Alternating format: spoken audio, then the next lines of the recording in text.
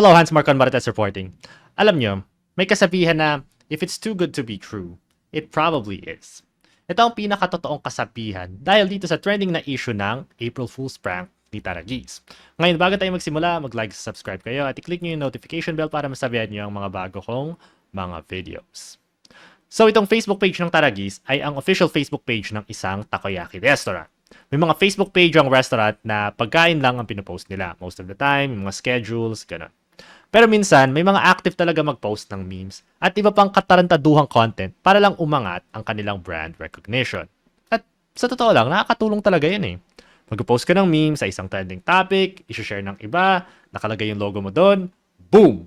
Brand recognition. Ngayon, ang issue dito mismo ay minsan, masyado ng edgy ang content na pinapost nila na hindi na siya nakalugar o masyado ng offensive yung pinapost na hindi na siya angkop na i-post ng isang commercial brand. Ito ay isa sa mga posibleng halimbawa nun. So, i-zoom in natin. Gusto mo ng 100k? Kunin mo ang logo ng Tara Geese, ipatato mo sa noo at yung unang magsisend ay mananalo ng 100,000. So, parang hamunan na yan. Sa second page, nilagay nila yung picture na sinasabi ang April Fools, bale joke lang daw yon. Pero syempre, may mga tao pa rin na pinanindigan yung challenge at nagpatato talaga ng Tara Geese sa noo nila. Ito ang masasabi ko dyan. Alam mo, sa totoo lang, wala akong awa sa kanila eh. As in, natawa lang talaga ako. Sa sobrang dalas nyo sa social media, dapat maintindihan nyo na may mga bagay kayong hindi nyo dapat patulan at baka sakaling malasin kayo sa inaakala nyong swerte. Halimbawa, sinasabi ng NTC, huwag nyong i-click yung link ng mga spam bots sa text messages nyo. Kapag ginawa nyo pa rin at na-phishing kayo, kasalanan nyo na yun. Huwag kayong mag-donate sa Nigerian prince, etc. Sa palagay ko at least, base sa mga opinion na nakita ko tungkol dito, ako ata ay nasa minority opinion. Kasi karamihan ng tao dito naaawa or parang na-outrage sila. So, that's fair. Pero disagree ako sa sentimento nyo tungkol dito. Kasi, sa totoo lang, responsibilidad dapat intindihin natin. Panoorin natin, sorry. Ang isa sa mga opinion ni na napanood ko tungkol dito. Kasi dito sa mundo ng social media mga preno, lahat pwede mong pekein as in. Pero kung may chance na totoo nga itong mga preno, sobrang mali ng Tara Geese dito.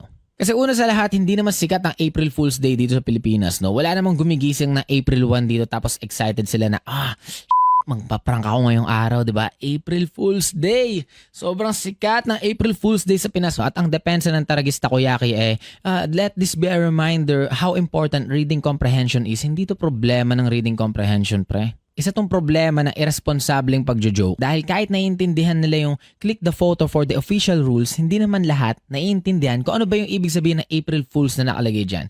Kasi hindi naman yan sikat sa Pilipinas. So, agree ako sa part na hindi naman talaga ganun kasikat ang April Fools dito.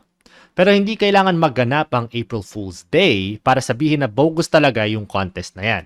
As in, sobra talaga akong disagree. I mean, sa palagay ko, ang iniisip nila, parang sobrang mapaniwala ang tao dito na mula sa pagkakita nila ng post, dumiretso sila sa tattoo shop at nagpatattoo sila ng Tara Geese. Hindi ganyan ang proseso ng utak. Pinag-isipan pa yan, pinakiusapan yung mga magtatattoo, may deliberation yan sa isip, at hindi lang yan basta-bastang mangyayari. Dapat naintindihan nila na mahirap tanggalin yung tattoo, naintindihan nila na hindi garantisado yung price, hindi makakuha ng trabaho dahil mukha silang tanga pag nandun yung tattoo sa noo nila, permanent yon, expected yon. Ang ano kasi, kayong mga sensitive, masyado kayong sensitive at masyadong mababa ang tingin nyo sa mga Pinoy pagdating sa kanilang pag-iisip. I mean, sa totoo lang, mas malala pa kayo sa mga tao na tunay na nanghihila pababa. Yung mga karaniwang crab mentality na sinasabi.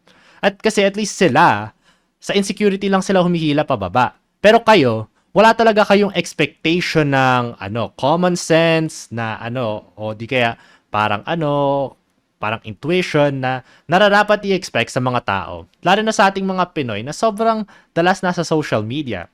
You would think na tayo talaga yung makakalam ng kung ano yung bogus sa hindi.